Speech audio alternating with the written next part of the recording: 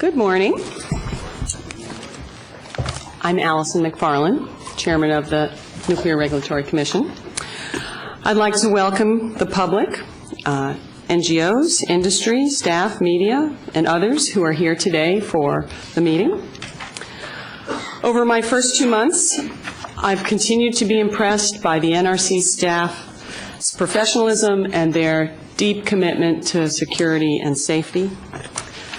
Today's meeting is the next step in a comprehensive look at how the NRC assesses the economic consequences of potential radioactive releases from nuclear power plants.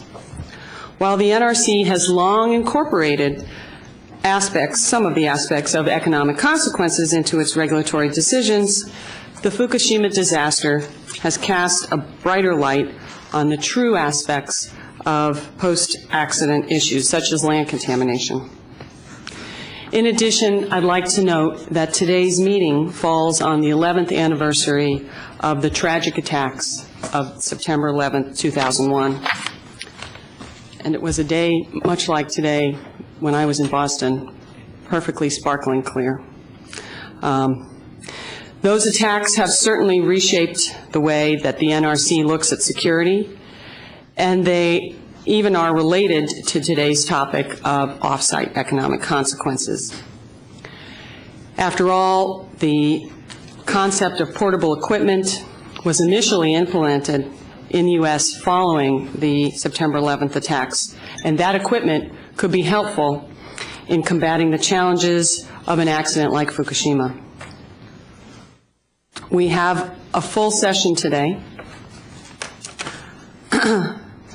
First, we'll hear from a panel of external groups, including the nuclear industry, the Union of Concerned Scientists, the American Nuclear Insurers, the Health Physics Society, and one of our federal partners, the Environmental Protection Agency. I'd also like to acknowledge that Glenn Paulson, the Special Assistant, Science Assistant Advisor to the Administrator, Secretary Lisa Jackson, is also here. After our external panel, we'll take a short break before we hear from the NRC staff, our internal panel. But before we go any further, let me ask whether any of my commission colleagues would like to make any remarks before we begin. Otherwise, we're going to be going deep into the afternoon. All right. So now we will hear from the NRC staff, and I will turn it over to Bill Borchard, the Executive Director of Operations. Good morning.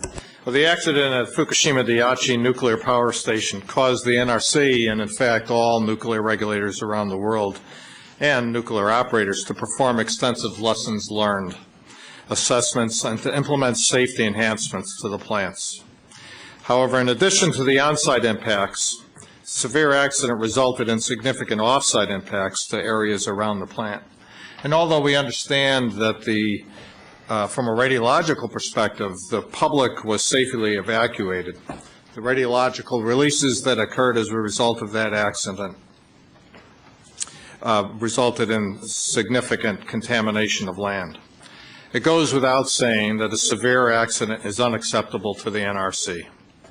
An important objective of the NRC licensing, inspection, and oversight programs is preventing a severe accident from occurring in the first place.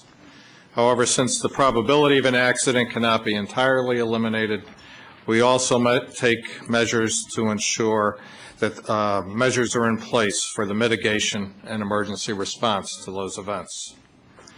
While the NRC Safety Goal Policy Statement focuses on the health risk to the public from a nuclear power plant operation, it does not explicitly establish the goals for socio-economic impacts or off-site property damage.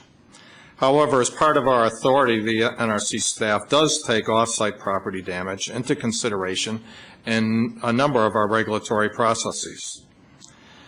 In accordance with our authorities, the regulations and guidance use the term property damage to cover the broad range of off-site economic impacts resulting from severe accidents, including the loss of use and damage to property, relocation costs, and business disruption. A multi-office working group has prepared a notation vote paper for the Commission exploring the NRC's current consideration of economic consequences and providing options for future regulatory approach. We believe that economic consequences are considered in an appropriate manner in our regulatory processes. As such, option one is to maintain the status quo with some improvements in coordination and prioritization of activities. Option two would more systematically update and enhance our regulatory framework. This option would also better harmonize the regulatory guidance across the agency and the major programs of our responsibility. And option three would explore changes to the framework to specifically address off-site property damage. It should be noted that options 2 and 3 are not mutually exclusive. Of course, each option has its pros and cons, and that will be the subject of the staff's presentation.